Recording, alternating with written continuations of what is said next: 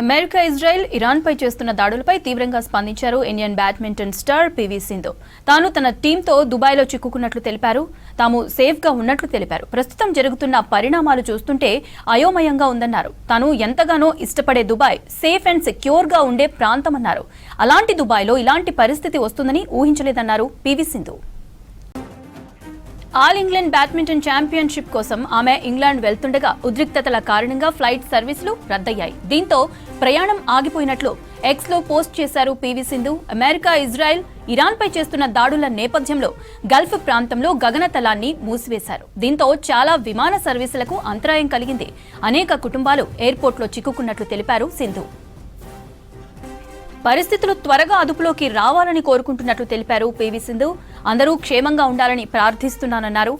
తన క్షేమం గురించి సోషల్ మీడియాలో మెసేజ్లు చేస్తున్న వారందరికీ ధన్యవాదాలు తెలిపారు. ఇలాంటి విపత్కర పరిస్థితిని అందరం త్వరగా దాటాలని ఆశిస్తున్నట్లు తెలిపారు.